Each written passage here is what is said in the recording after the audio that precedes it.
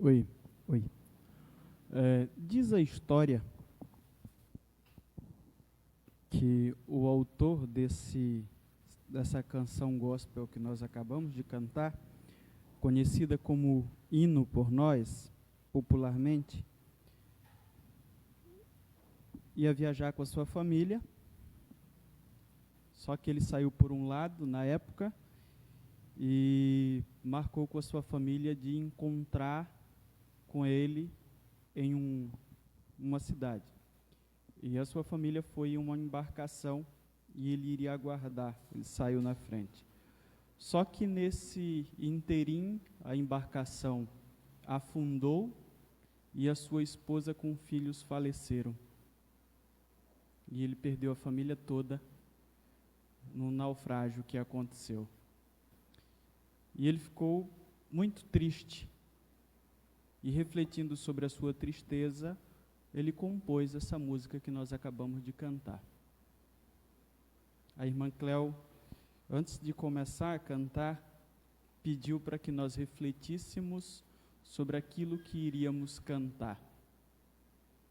E eu fiquei meditando sobre isso. E sempre digo para vocês e repito, o momento em que nós mais mentimos é o momento em que nós cantamos.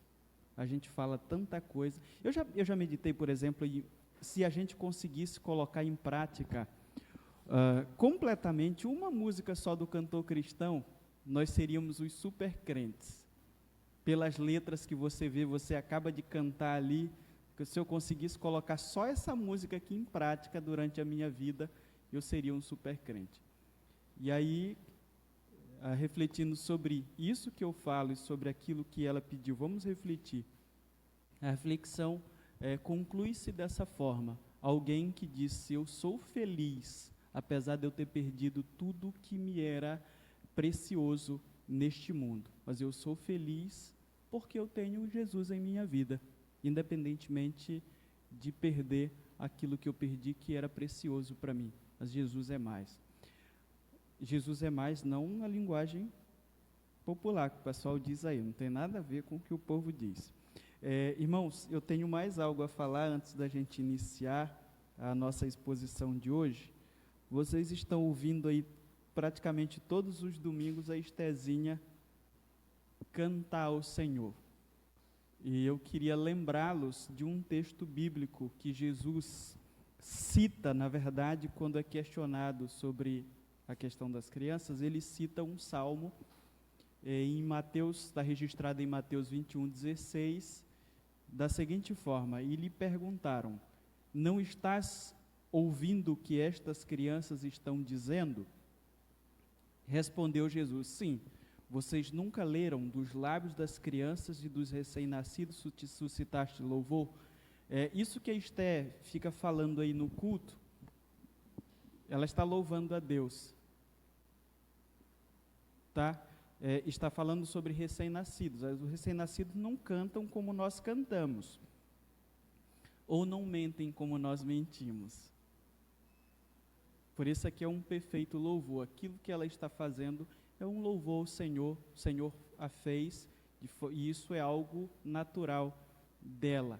E então não se sinta incomodado. O domingo eu falei para o pai dela, inclusive ele me questionou, mas isso não lhe incomoda? Não, não me incomoda. E eu lembrei justamente desse texto aqui. Não me incomoda a criança fazendo isso. Não me incomoda a criança correndo na igreja depois do culto, no templo. Não me incomoda, eu fico extremamente feliz. O dia que as crianças pararem de correr na igreja depois do culto, nós estamos fadados ao fracasso. Criança, o ambiente em que tem criança nos transmite alegria, nos transmite a certeza de que nós teremos um futuro seguro, que o cristianismo continuará sendo propagado porque elas estão crescendo em nosso meio. E correr depois de um culto é típico de uma criança, é natural delas. E quando nós tentamos fazer com que elas não façam isso, este ambiente vai se tornar um ambiente totalmente hostil àquilo que é natural. Nós precisamos ter o cuidado para que elas não se quebrem por aí, ou quebrem as coisas que a gente conquistou. Mas nós precisamos olhar dessa forma. Não é porque eu tenho duas, Eu, sinceramente, fico muito feliz. Criança, para mim, transmite muita alegria. E, geralmente, eu tenho buscado, inclusive, dar atenção para as minhas. Às vezes, eu fui criado em um ambiente em que, se uma criança se metesse em uma conversa, vocês lembram da história que eu já falei para vocês aqui, tá? Seria muito difícil para ela. Eu aprendi com o cristianismo que a gente não precisa ser bem assim. Às vezes eu estou conversando com o irmão e eu vejo algumas delas chegam comigo e querem alguma coisa, eu só peço, irmão, com licença aí, rapidinho. E aí atendo e mando fazer o que tem que fazer. Justamente porque eu acho que a criança merece a nossa atenção. Então tem tudo isso que nós precisamos considerar.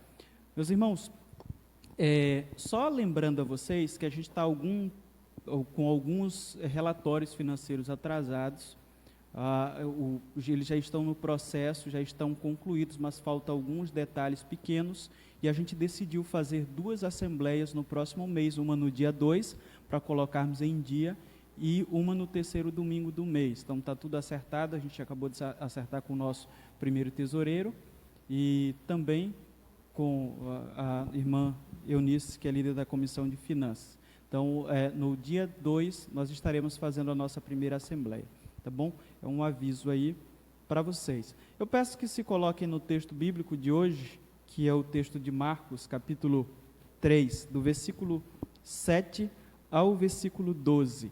E aqueles que forem encontrando, por favor, se coloquem em pé, para que juntos possamos fazer a leitura do texto bíblico. Marcos capítulo 3, do versículo 7 ao versículo 12.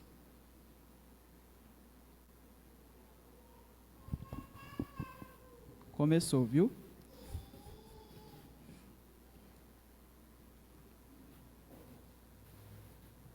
O texto diz assim: Jesus retirou-se com os seus discípulos para o mar, e uma grande multidão vinha da Galileia, o seguia. Quando ouviram a respeito de tudo o que ele estava fazendo, muitas pessoas procedentes da Judeia, de Jerusalém, da Idumeia, das regiões do outro lado do Jordão e dos arredores de Tiro e de Sidom foram atrás dele. Por causa da multidão, ele disse aos discípulos que lhe preparassem um pequeno barco para evitar que o comprimissem, pois ele havia curado a muitos, de modo que os que sofriam de doenças ficavam se empurrando para conseguir tocar nele. Sempre que os espíritos imundos o viam, prostravam-se diante dele e gritavam: Tu és o Filho de Deus. Mas ele lhes dava ordens severas para que não dissessem quem ele era. Os irmãos podem sentar, por favor. Meus irmãos, aqueles que estão nos acompanhando já sabem que estamos aqui, porque já fizemos a exposição dos demais capítulos e versículos de Marcos, e para aqueles que estão hoje pela primeira vez aqui conosco, a gente precisa dizer a vocês, a gente está fazendo a exposição do Evangelho de Marcos durante esse período.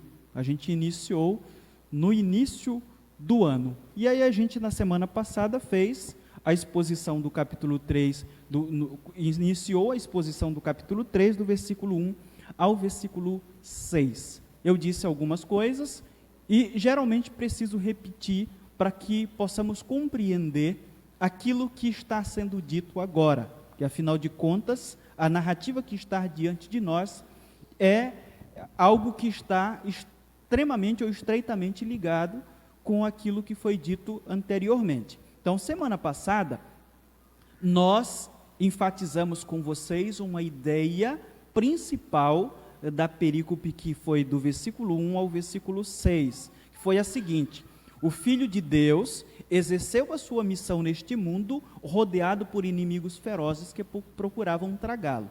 Então, a gente percebeu que, quando o Filho de Deus veio a esse mundo, o seu ministério foi exercido em meio a momentos conturbados para a sua própria vida. E, inclusive, a gente encerra com o versículo 6, falando na verdade, o autor fala sobre dois grupos que se reuniram e se uniram para poder planejar a morte de Jesus Cristo. Então, a gente vai perceber que, ao fazer o milagre que fez, Jesus suscita muito mais ainda a ira dos seus opositores.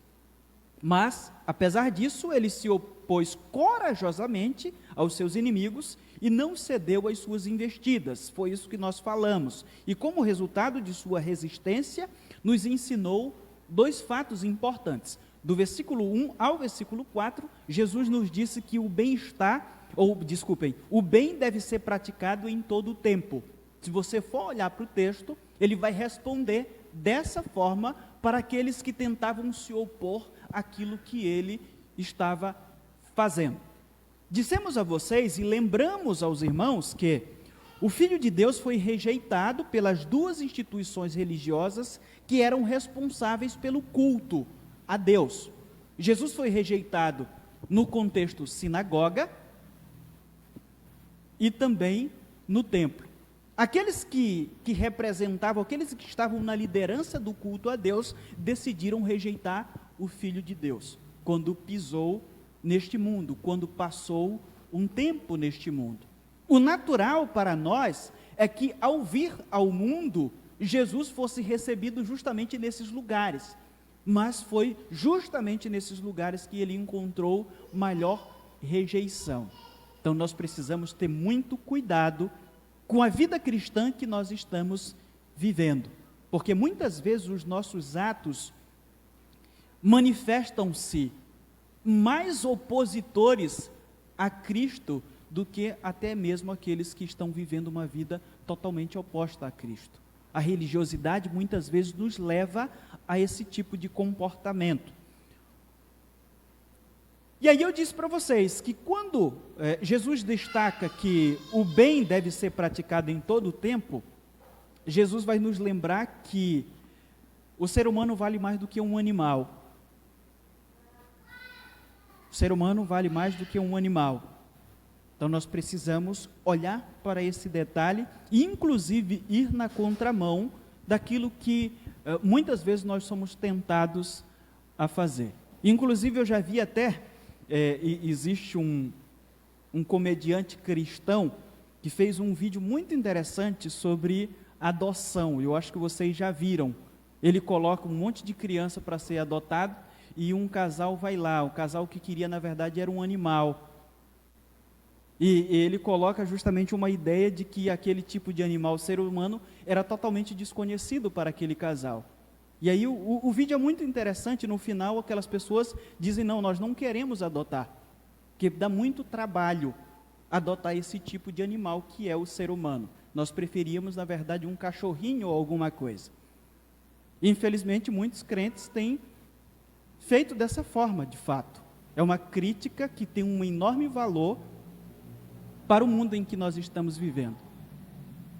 E eu já disse aqui para vocês que eu já conheci gente que dormia com o cachorro enquanto o filho dormia no sofá.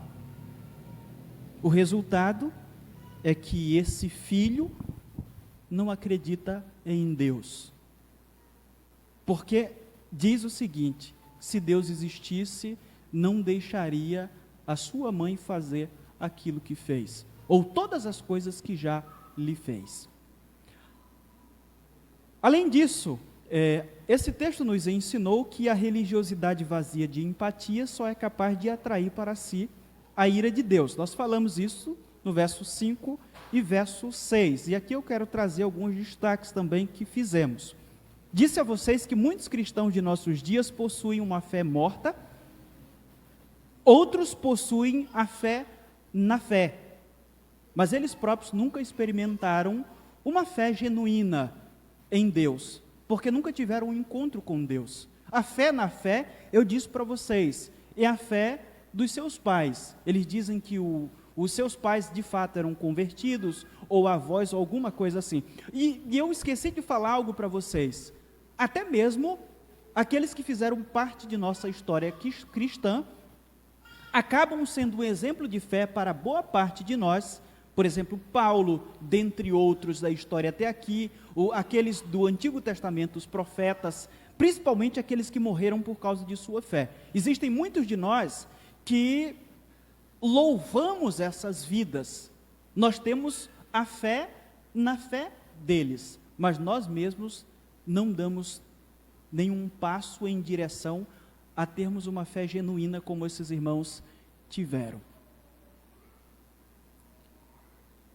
E aí eu disse também que, diante de toda a discussão que foi travada aqui, diante de todo o problema que Jesus trava contra os fariseus, disse que ainda bem que quando Deus quer fazer algo, não precisa de nossa aprovação.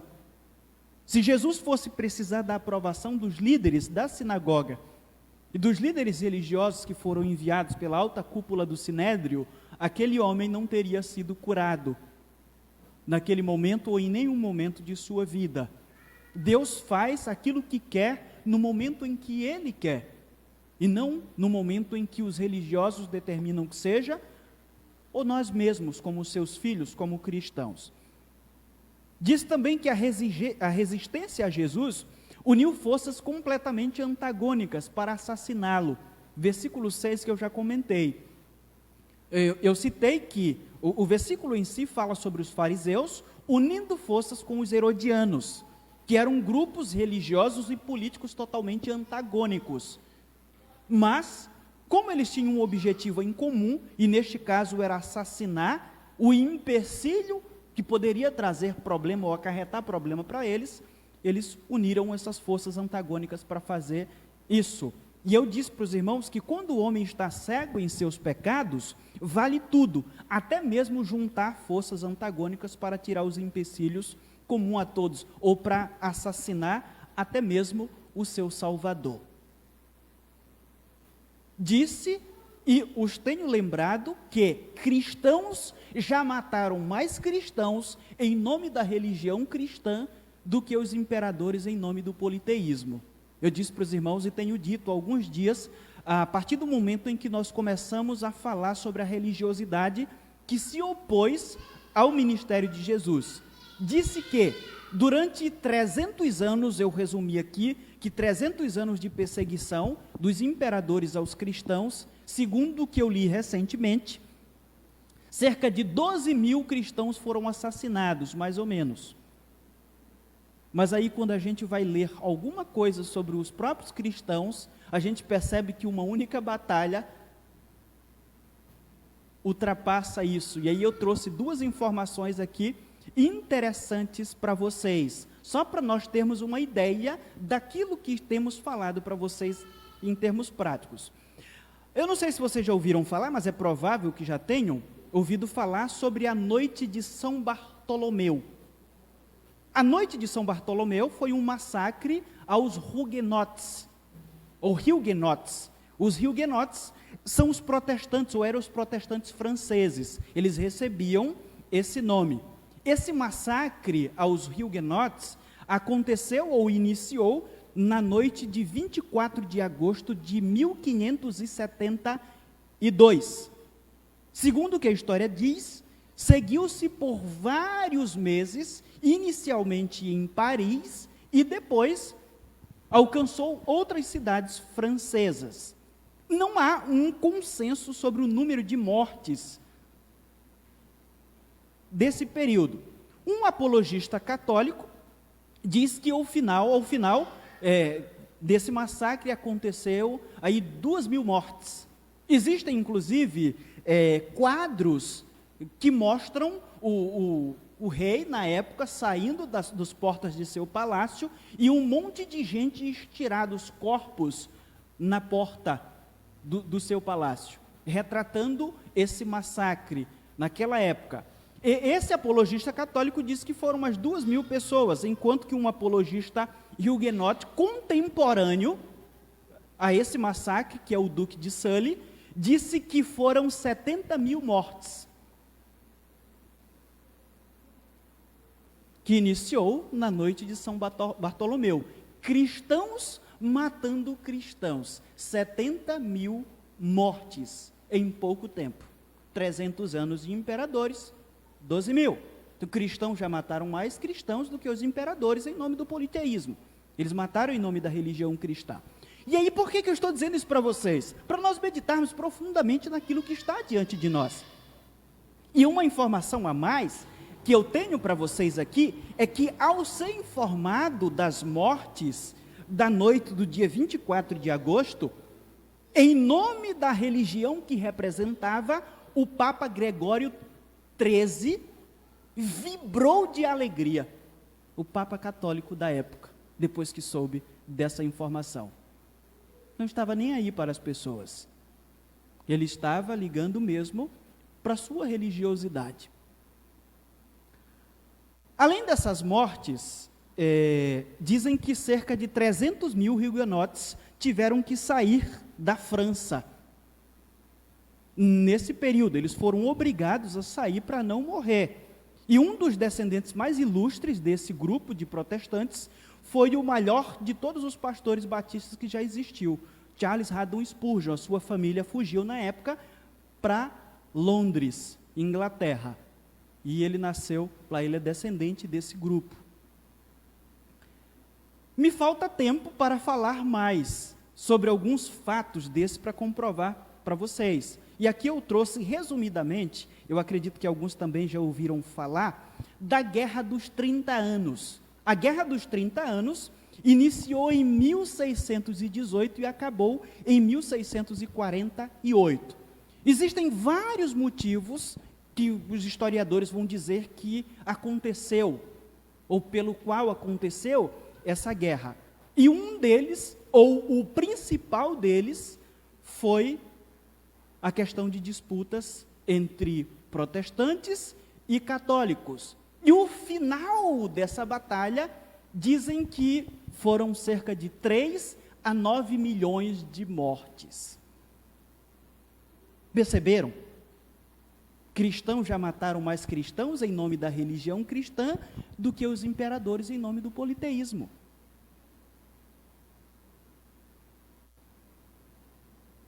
Eu fico imaginando o que Jesus tem pensado de nós cristãos com esse tipo de coisa. Com cada baforada que a gente dá por aí em nome do cristianismo. Inclusive, essa semana vi no jornal que um pastor disse que estaria orando pela morte de um ator homossexual. Vai ser processado por homofobia. Olhamos para o nosso texto que está diante de nós. O tema coach hoje esse aqui, né? O texto diz assim, na verdade, em resumo, a religiosidade dos que detêm o controle da religião não pode nos impedir de cumprirmos a nossa missão. Eu coloquei essa ideia porque, na verdade, Jesus é o nosso exemplo. E aquilo que tentaram fazer com ele, não o deteve. Então, esse texto está sendo escrito para cristãos do primeiro século. E esses cristãos iriam olhar para aquilo que Jesus fez, iriam se espelhar nisso e continuar servindo ao Senhor. Por isso a gente já faz a ideia central desse texto em termos de aplicação para as nossas vidas. Se não deteve a Jesus, não pode deter-nos também. E aqui eu quero fazer 2 destaques importantes para vocês.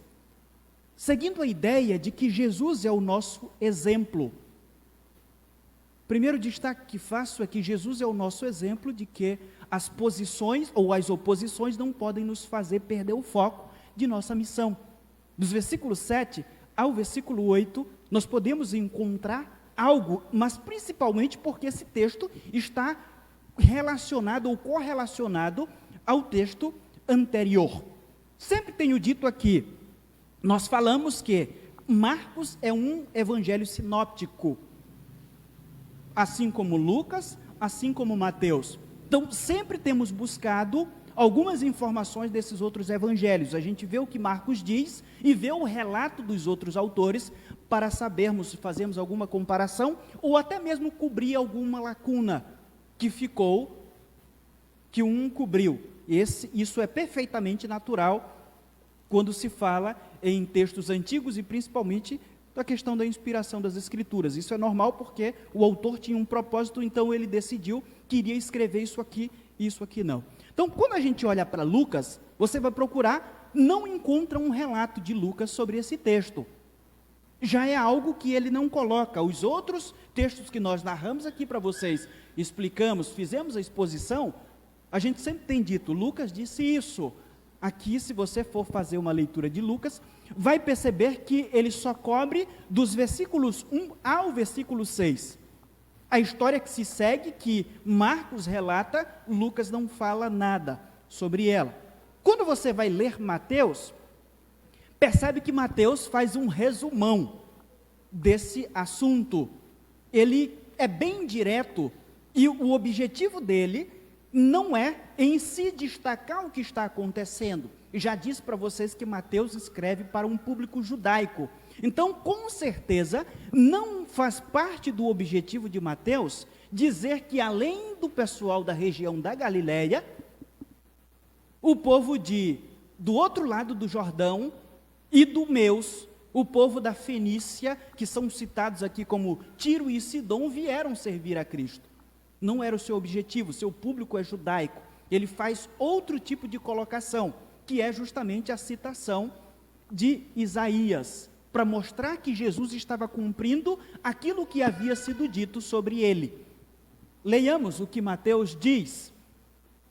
Sabendo disso, Jesus retirou-se daquele lugar, muitos o seguiram. Sabendo disso, olhe para o versículo, aqui o versículo 6, que é o texto que termina, a oposição a Jesus, tá? O relato continua lá, a oposição a Jesus, estão planejando matá-lo, e aí o texto prossegue. Sabendo disso, Jesus retirou-se daquele lugar, muitos o seguiram, e ele curou a todos os doentes que havia entre eles, advertindo-os que não dissessem quem ele era. Rafael, vai passando aí para mim, por favor. Isso aconteceu para se cumprir o que fora dito pelo profeta Isaías. Olha só, depois de resumir, eis o meu servo, a quem escolhi, o meu amado, em quem tenho prazer, porei sobre ele o meu espírito, e ele anunciará justiça às nações. Olha só, as nações, essa aplicação que ele faz, está se cumprindo. Outras nações vieram e ouviram daquilo que o Filho de Deus estava ensinando. Não discutirá, Jesus não ficou parado lá para brigar, ele continuou seguindo a sua missão. Não discutirá, nem gritará, ninguém ouvirá sua voz nas ruas, não quebrará o caniço rachado, não apagará o pavio fumegante, até que leve a vitória e a justiça. Em seu nome, as nações porão a sua esperança. Ele diz isso no capítulo 12, do versículo 15 ao versículo 21. Depois de resumir, e esse é o seu propósito. Antes da gente continuar, eu queria perguntar para vocês que estão aqui e aqueles que estão em casa. O que é que você faria se de repente você soubesse hoje que tem um grupo de pessoas poderosas que estão tramando a sua morte?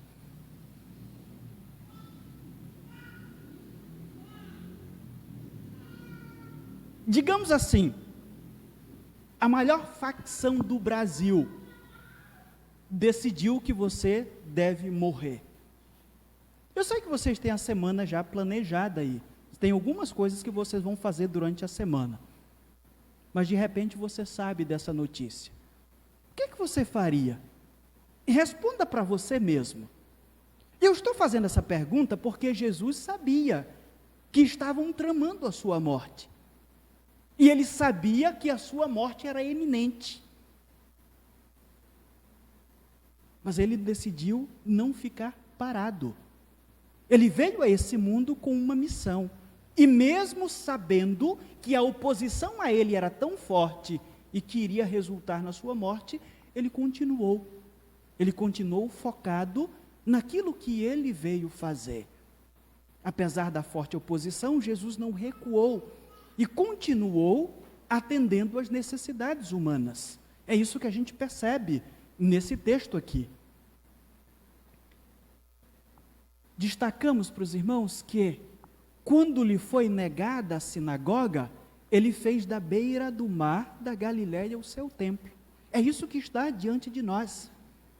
Quando rejeitaram ele no local que ele deveria ser recebido, porque era ali que as pessoas diziam que verdadeiramente adoravam a Deus, ele saiu de lá e foi para o mar da Galiléia, esse belo mar. Aqui, é isso que o texto diz. E o texto prossegue e diz que uma multidão de pessoas estavam lá para ouvi-lo. É isso que Marcos diz. Marcos relata que essas pessoas eram da região da Galiléia, justamente a região onde Jesus usou como base, principalmente Cafarnaum, para exercer o seu ministério. É isso que ele diz aqui. Vários séculos antes, o profeta Isaías tinha dito que essa região sofrida receberia o Messias.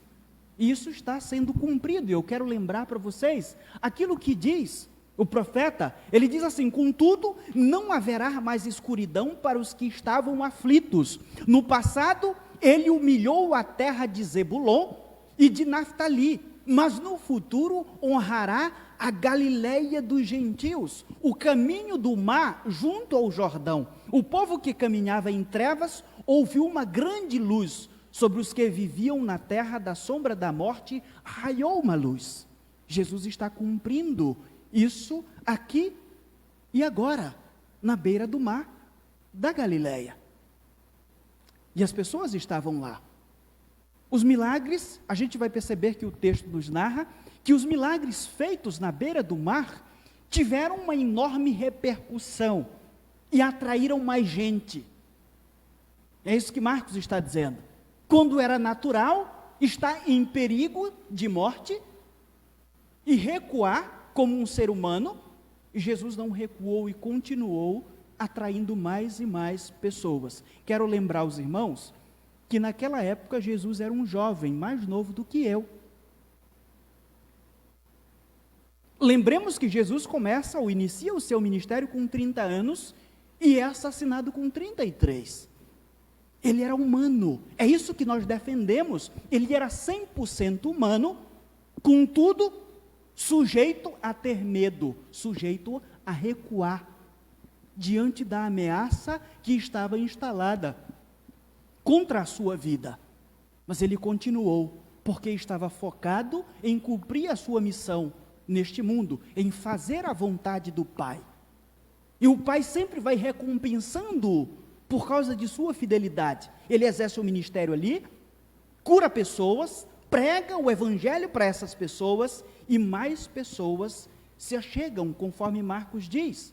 Já disse aqui para vocês que, quando citei pessoas indo em outro momento de Jerusalém a ele, disse que a distância dava em torno de 195 quilômetros da região da Judéia para a região da Galiléia. Em termos práticos, isso aí daria, eu diria que cerca de 4 dias andando, levando em consideração que a pessoa ande aí 50 quilômetros por dia. E Jesus continua.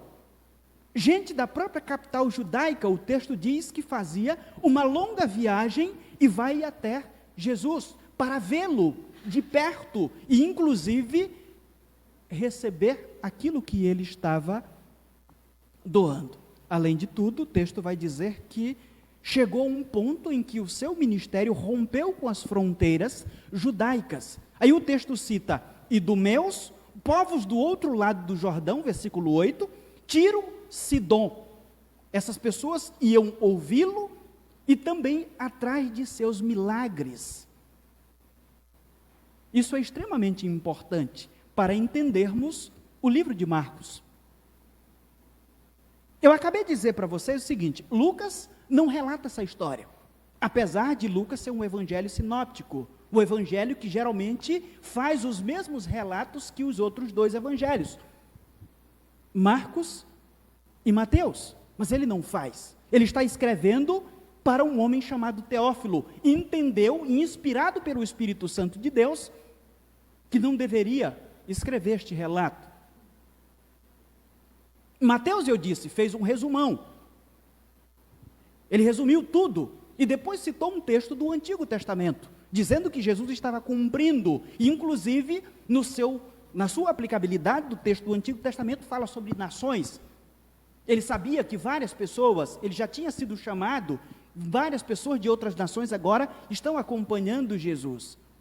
Mas por que Marcos só diz isso? Eu disse para vocês que Marcos escreve a um público que não é judaico. Ele escreve a um público que provavelmente é romano. É um público gentílico. E ele precisava dizer que mesmo na época em que Jesus esteve na terra, ali, a partir dali, ele começou a receber pessoas que não faziam parte da comunidade judaica. Ele recebeu fenícios, ele recebeu idumeus. Os idumeus, eu coloquei para vocês aqui que a Idumeia era o antigo país de Edom que ficava ao sul da Palestina, na fronteira com a Arábia. Edom, Esaú, o primogênito que foi rejeitado, e por isso ficou com raiva, porque também foi enrolado pelo seu irmão. Já disse para vocês que a própria família de Herodes fazia parte, eles eram descendentes de Edom. E aqui Marcos diz que Jesus começou a receber gentios ainda quando estava exercendo o seu ministério na terra. Não foi só depois que ele morreu. Não foi só depois que Paulo foi levantado como um apóstolo. Jesus Cristo já recebia essas pessoas. E esses romanos sabiam muito bem sobre isso, principalmente sobre esse povo aqui, Tiro e Sidom. Eram cidades fenícias sobre a costa do Mediterrâneo. Eles eram descendentes de Cã. Esse povo aqui era altamente evoluído. Eles saíram dessa região aqui, onde hoje é o Líbano, perto de Israel, em embarcações e fundaram a cidade de Cartago. Cartago é justamente aquela ilha que o país da Itália chuta, como se fosse uma bola. Eles saíram de lá, foram costeando e foram lá e fundaram essa cidade. E quase dominam os romanos. Perderam nas guerras conhecidas como guerras púnicas, no século 3 a.C. Eles eram comerciantes famosos, eles eram conhecidos, muito conhecidos.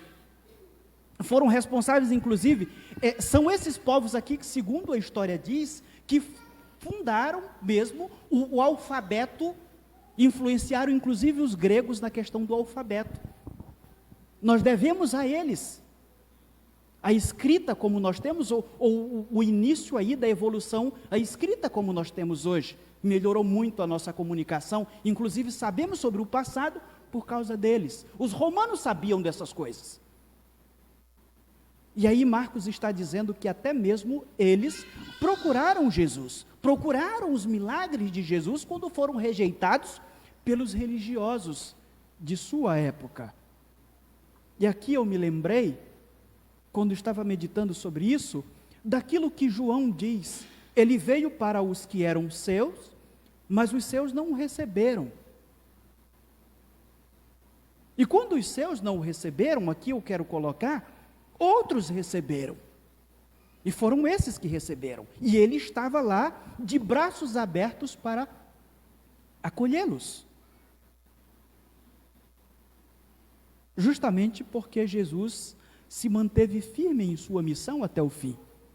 Ele manteve o seu foco. Quando foi rejeitado, seguiu uma direção que entendeu que iria continuar cumprindo a sua missão. Meus irmãos, esse texto quer nos dizer muitas coisas. Uma delas é que nós precisamos meditar o tempo todo sobre a nossa própria vida, sobre a nossa própria missão neste mundo. O que muitas vezes não temos feito. O tempo passa e nós perdemos muito tempo e acabamos por viver a nossa vida. Talvez tem gente aqui que tem mais de 10 anos de crente, 20 anos, 30 anos, e eu sempre digo, muita gente tem essa glória, que eu diria que é a única de dizer que tem tantos anos de crente, mas não tem nada de produção, porque a sua vida não se mantém no foco pelo qual Deus o chamou. Hoje, nós perdemos muito tempo. Às vezes a gente diz que não tem tempo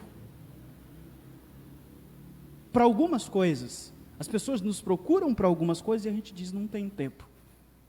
E se nós parássemos para pensar, todas as vezes que dizemos para as pessoas que não temos tempo para algo, e avaliássemos de quanto tempo nós perdemos durante o dia com uma desgraça chamada procrastinação, nós iríamos ver que nós temos tempo de sobra.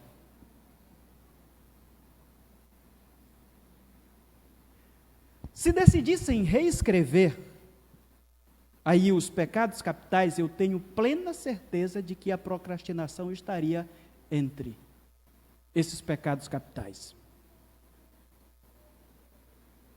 Eu acho que uma vez eu disse aqui, uma vez eu estava sem nada para fazer, e eu falei aqui, como fruto dessa pesquisa, que isso, eu acho que na década de 90, as pessoas perdiam em torno de 26 anos, se eu não estou enganado, não me lembro mais, com televisão. E quando eu vi, eu fiquei abismado, disse, meu Deus, o cara viveu uma vida de 80 anos neste mundo e perder 26 com televisão.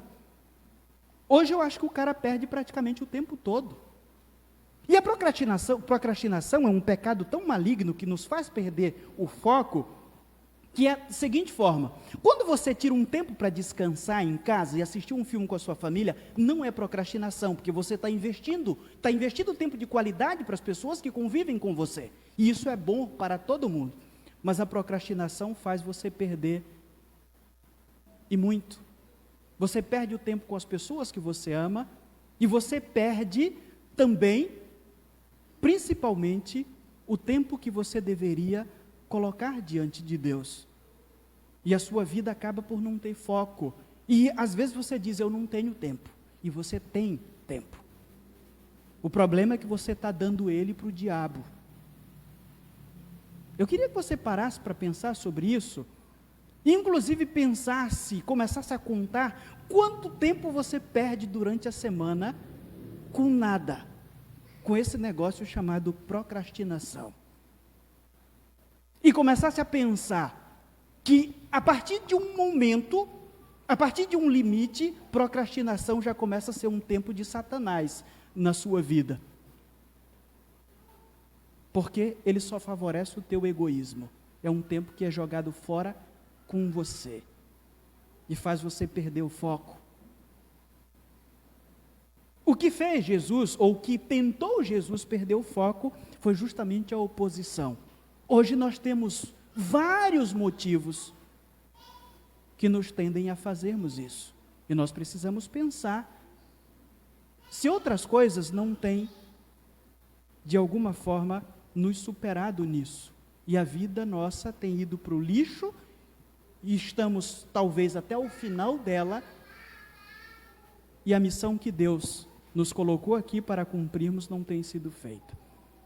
Mais uma vez, a religiosidade dos que detêm o controle da religião não pode nos impedir de cumprirmos a nossa missão. Foi isso que Jesus Cristo fez, quando disse não para os seus perseguidores, até mesmo quando eles estavam planejando a sua morte, ele continuou fazendo. Como é que você vai chegar um dia diante de Deus e dizer que você não cumpriu aquilo que Deus queria que você fizesse, porque você passou mais tempo com o celular do que devia, procrastinando? Para aquele que cumpriu a sua missão, tendo o seu assassinato sendo planejado. Algumas pessoas acham que talvez ele vai aceitar isso, porque afinal de contas ele é tão bom, tão misericordioso e gracioso, que ele vai aceitar aquilo que nós fazemos. segundo destaque que fazemos nesse texto é o seguinte: Jesus é o nosso exemplo de que quem está focado em cumprir a sua missão dá um jeito até nos perigos que enfrenta.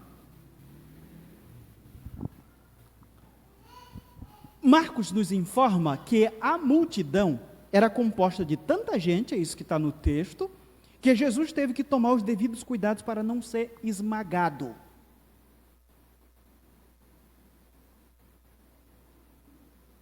E aí ele diz para aqueles que estão com ele que um barco deveria ser preparado para que ele pudesse se retirar quando corresse perigo de vida, ou até mesmo ficar lá, eu diria que no momento que estivesse pregando para aquelas pessoas. E aí a gente vai perceber que isso acontece porque a ansiedade era tanta que as pessoas não esperavam a sua vez para receber a cura, e com isso colocavam em perigo a vida de Jesus. Os autores não vão dizer, eram cerca de tantas pessoas. A gente tem alguns momentos, principalmente quando se trata da questão da multiplicação dos pães e peixes, temos um certo número ali de pessoas, mas aqui nós não temos. Mas poderíamos sugerir que o número de pessoas que estariam aqui diante de Jesus, até mesmo por sabermos dessas outras informações, quando Jesus Cristo fez esses milagres, que passava de 1.000 pessoas. Então, para ele ser pisoteado ou espremido por aquelas pessoas, era algo fácil, e ele percebeu que isso poderia acontecer. E aí vocês já imaginaram como é que seria, né? O Salvador veio ao mundo, ele está pregando, cumprindo a sua missão, que ele deixa muito claro, que a sua missão é pregar o Evangelho, está curando as pessoas para demonstrar que o poder de Deus está se instalando nesse mundo, através dele, e aí de repente, ele é morto por ser exprimido pelas pessoas. Acabou-se a missão. E Jesus viu isso como algo perfeitamente possível, eminentemente possível de acontecer. E aí ele toma a decisão. O versículo 11 nos informa que o poder de Jesus era tamanho que os demônios prostravam-se diante dele e o reconheciam, gritando que ele era o Filho de Deus. Eu queria que nós meditássemos, ou parássemos um pouco para meditarmos sobre esse fato. Essa era uma expressão comum naquele tempo. Muito comum. Por exemplo, no contexto egípcio, os reis eram considerados filhos do deus Ra. Então era perfeitamente comum que se dissesse que um faraó era filho de um deus chamado Ra. Isso era uma expressão comum. Em algumas inscrições romanas, é encontrado também esse mesmo tipo de escrito, dizendo que esses imperadores eram filhos de Deus. E por isso eram Deus na terra, se consideravam deuses na terra, e por isso exigiam a adoração dos seus súditos. Mas não era somente nesse contexto fora que essa expressão era conhecida. No Antigo Testamento, os anjos aparecem como filhos de Deus. Você vai ler Gênesis capítulo 6, versículo 2. É discutível essa questão, porque alguns acham que não era, por causa que esses filhos de Deus, aí segundo o texto, vieram, possuíram as filhas dos homens e deram gigantes. Então alguns acreditam que eram filhos de Sete, esses filhos de Deus. Nós acreditamos que pela Bíblia como um todo, se refere aos anjos mesmo. Um texto muito mais claro ainda está em Jó capítulo 1, versículo 6, que fala dos anjos de uma forma bem clara como filhos de Deus. A gente olha para a Bíblia e vê que o povo de Israel também era reconhecido como filho de Deus naquela época. A gente tem isso em Oséias capítulo 11, versículo 1. E temos em Êxodo capítulo 4, versículo 22, que eu trouxe para vocês aqui. Israel é o meu filho primogênito. É isso que diz o texto bíblico. Outro destaque que fazemos é o seguinte. Bem aqui embaixo, O texto diz: eu serei seu pai e ele será meu filho. Isto aqui está se referindo ao rei de Israel. Então, naquele contexto, o rei da nação de Israel é descrito como filho de Deus em 1 Samuel capítulo 7, versículo 14. Então, era uma expressão conhecida. A gente lê a Bíblia e precisa meditar sobre o que de fato Marcos estava querendo dizer. Todas essas afirmativas têm em comum o fato de esses indivíduos desfrutarem, segundo aquilo que se pensava naquela época, de um relacionamento de proximidade a Deus, ou ao Deus. Era isso que aquela população, aquela cultura, aquelas pessoas pensavam. Então, diante do contexto histórico em que essa passagem se encontra, podemos afirmar que a ênfase principal de Marcos é que os demônios reconheciam publicamente que Jesus tinha um relacionamento de intimidade com Deus Pai.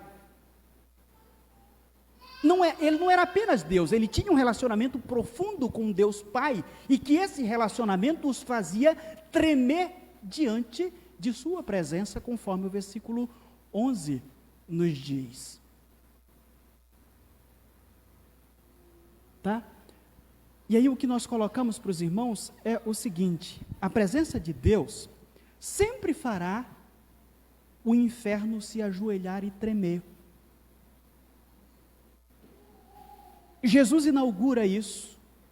Isso está acontecendo lá, mas por outro lado, a falta dela, a falta da presença de Deus fará com que o inferno permaneça em pé e tome conta da vida de quem está longe de Deus.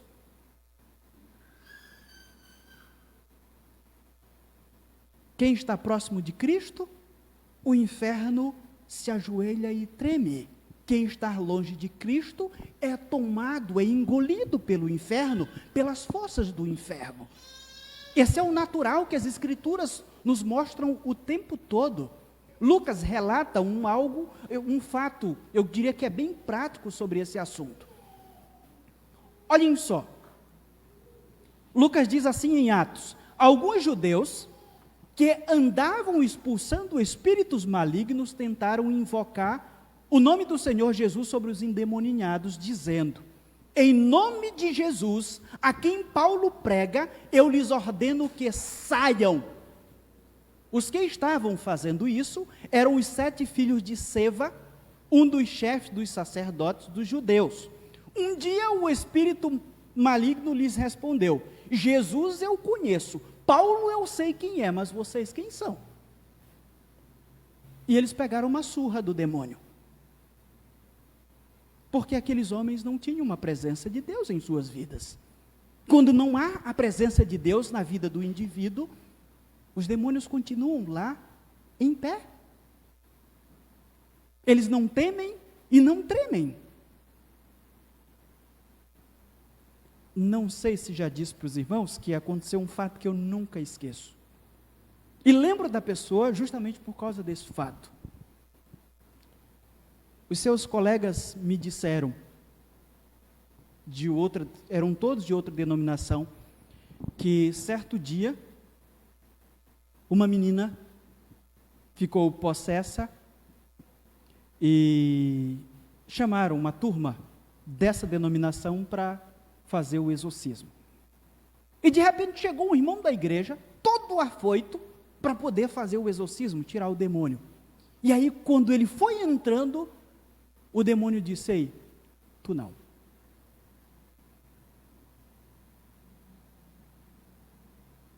O irmão voltou. O irmão sabia do que se tratava. E é assim que os demônios agem, quando nós não estamos próximos de Deus. Jesus escreveu para aquelas pessoas para isso. Quando a presença de Cristo estava, os demônios saíam. Da mesma forma acontece conosco. Quando nós nos aproximamos de Deus, é claro que o diabo vai fugir. É claro que o inferno vai temer e tremer. Jesus Cristo fez isso porque a presença de Deus era algo real em sua vida. A gente vai olhar para os textos bíblicos e o tempo todo ele está cultivando esse relacionamento com Deus Pai.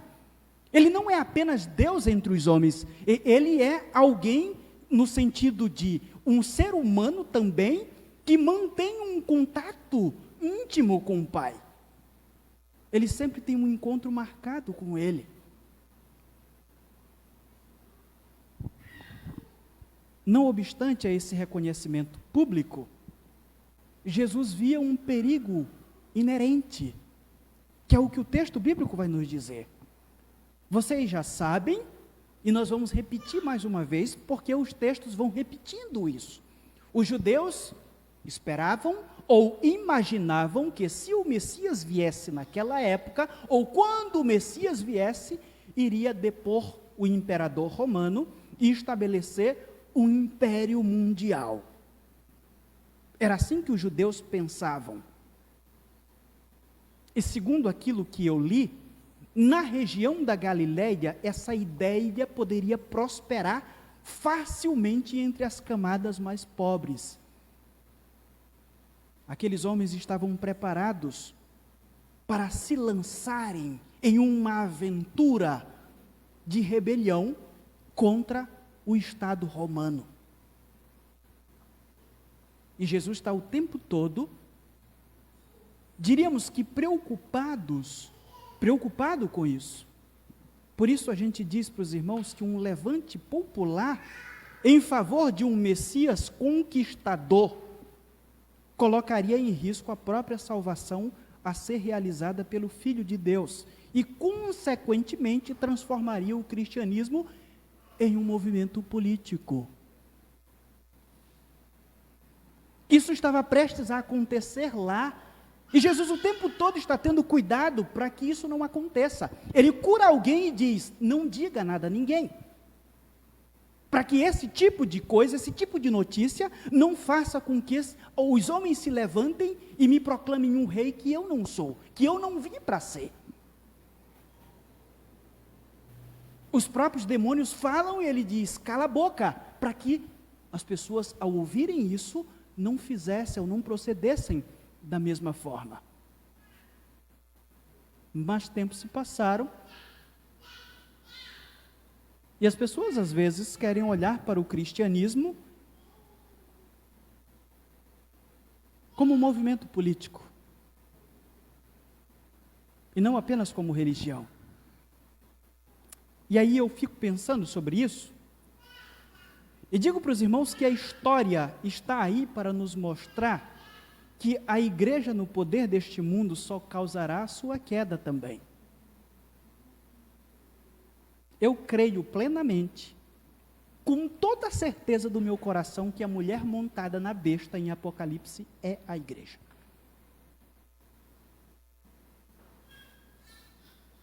Só descrerei disso se um dia o Senhor chegasse comigo e falasse, não é.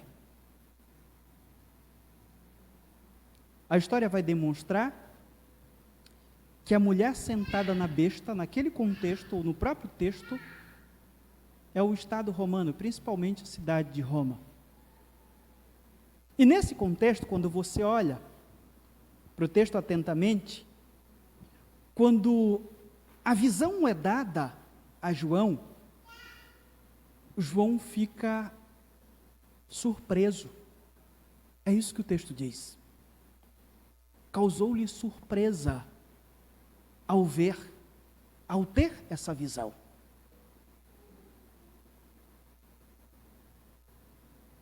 Depois, estudando a história, o que aconteceu depois de tudo aquilo, inclusive com o Estado romano, com a própria igreja, que tomou conta como se fosse o império continuando, como se fosse a cola que dava liga aos senhores feudais, aos reis absolutistas, o poder que ela exerceu. Aí eu tive mais certeza de que de fato se tratava justamente da igreja. Meus irmãos, desde 476 a igreja influenciou os senhores feudais e reis absolutistas, e o resultado foi uma igreja corrompida com o poder desse mundo. O dia em que a igreja se tornou um movimento político, ela fracassou. Ela matou pessoas. Como diz a minha mãe, fez o diabo. E fez. E Deus contabilizou isso. Deus mostrou ao apóstolo que isso iria acontecer.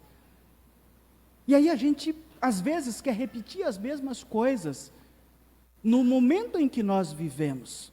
E a gente olha para o nosso Senhor, que o tempo todo estava querendo sair pela tangente para que não o transformassem em um rei puramente político, ou no seu movimento, em um movimento político.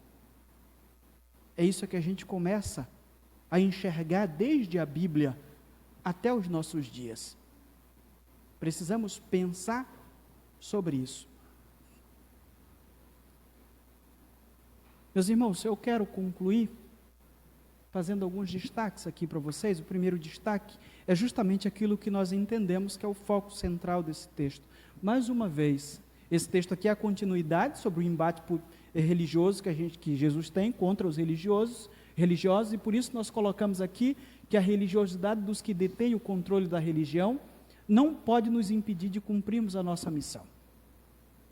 Precisamos focar nisso. Nessa nossa jornada como servos do Senhor, vão aparecer vários empecilhos, e muitas pessoas têm utilizado isso como argumento para não servirem ao Senhor. É constante alguém dizer que não faz parte de uma igreja, ou que não serve a Deus por causa dos cristãos. Só que esse argumento não vai ser aceito, não será aceito no dia em que Cristo voltar. Nós nos achegamos a uma igreja por causa de Cristo, e não necessariamente por causa dos doentes que estão ali. Muitos que também estão procurando cura como nós. O exemplo de Cristo é esse. Os empecilhos aconteceram, os embates, a oposição aconteceu, mas ele entendia que tinha uma missão a cumprir. E ele continuou, focado em sua missão. Por isso nós fazemos o segundo destaque, que os empecilhos nunca não serão aceitos como desculpa para cumprirmos, ou para não cumprirmos a nossa missão. Precisamos entender isso. Aí, o dia que chegarmos à presença de Deus, não há nada que possamos dizer, Senhor, eu não fiz por causa disso. Porque o motivo maior pelo qual nós temos que fazer algo, cumprirmos aquilo que nós precisamos cumprir, é por causa de Cristo, e não por causa das pessoas. Não por causa daqueles que se colocaram diante de nós, como tropeço, como pedra de tropeço ou qualquer coisa assim. Eu cumpro por causa de Cristo, e não por causa das pessoas. E ele foi o maior exemplo para mim. Só que nesse processo, nós precisamos manter o foco, que é aquilo que nós destacamos como tema. Jesus só cumpriu a sua missão porque ele manteve o foco. E para cumprirmos a nossa missão, manter o foco significa ter disciplina. E aqui eu queria colocar uma frase de Abraham Lincoln sobre isso. Ele diz que disciplina é escolher entre o que você quer agora e o que você quer, o que você mais quer. Manter o foco é ter disciplina, e disciplina é escolher entre o que você quer agora e o que você mais quer. O que você quer agora? Eu falei sobre procrastinar, mas o que você mais quer? A disciplina vai te ajudar a fazer isso, a te manter focado em cumprir aquilo que Deus quer que você faça, aquilo que só você sabe e Ele que você tem que fazer da sua vida. Não deixe o tempo passar e até você perder a sua vida ou estiver no final da sua vida para poder se ligar para isso. Eu creio que, mais uma vez, com o exemplo de Cristo, o objetivo do texto é nos despertar para cumprirmos aquilo que Deus quer que cumpramos. Não esqueçamos, por exemplo, que Cristo usou, inclusive, parábola para falar sobre esse acerto de conta que acontecerá no final. A parábola dos talentos. Um dia você prestará contas daquilo que você deveria fazer. E se você não mantém o foco, se você não continua cumprindo a sua missão neste mundo, significa dizer que Cristo não é nada para você. Na verdade, Cristo não é precioso para você. Você mesmo é o seu próprio Deus. Você o serve da forma que você quer e acabou a história. Mas não esqueçamos que a coisa mais certa que existe nesse mundo é que todos nós teremos que prestar contas com Deus daquilo que fizermos, daquilo que estamos fazendo neste mundo. A gente pode escapar de qualquer coisa, até mesmo daquela surra quando éramos criança, que a gente escapou e ficou feliz, mas nenhum ser humano sequer vai escapar de, no fim da sua vida, ou na volta de Cristo, ter um acerto de contas. E isso será cobrado, o foco da sua vida. Aquele que Cristo se manteve fiel e foi o exemplo para cada um de nós. Então, mantenhamos a disciplina para que possamos cumprir aquilo que Deus quer para nós. Baixe sua cabeça e vamos orar ao Senhor. Nosso Deus, nós te agradecemos neste momento por tua palavra mais uma vez exposta diante de nós. É um texto bem geral. Nós não temos nomes sendo citados, além de Jesus, além do nome multidão, além do nome Galileia, Judeia, Jerusalém, Tiro, Sidom, Idumeia. Nós não temos uma cura específica nesse texto. Para nos debruçarmos sobre ela e ver os detalhes sobre aquilo que Jesus fez. Nós não temos isso, Pai. É um relato geral que tinha um objetivo específico. Um deles era dizer para aqueles irmãos romanos que o seu Senhor enfrentou os religiosos da época. Que aqueles irmãos romanos do primeiro século, que estavam ameaçados de morte pelo Império Romano, deveriam se espelhar em cumprir a missão deles, porque o seu Senhor, o Senhor Jesus Cristo, exerceu um ministério na terra tranquilamente, focado em sua missão, enquanto fariseus e herodianos estavam preparando, conversando sobre a sua morte. Pai, nós estamos diante de um vírus, em que muitas pessoas temem e tremem, e muitos cristãos têm pensado que esse é um tempo de relaxar, de cumprir a tua vontade, de cumprir a missão que receberam do Senhor. Alguns ou vários tiraram as suas armaduras, colocaram de lado as suas espadas e acharam que esse era o momento de descansar até o final de tudo isso. Até os governantes resolverem aquilo que precisa ser resolvido com as vacinas. E aí nós nos deparamos com isso. Nós nos deparamos com a tua palavra e percebemos que enquanto estavam tramando a morte de nosso Senhor,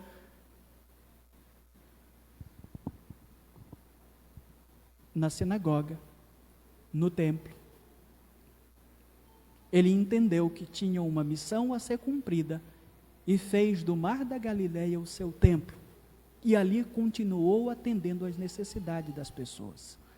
Nosso Deus, dai-nos vergonha na cara. Não permita que continuemos inventando desculpas.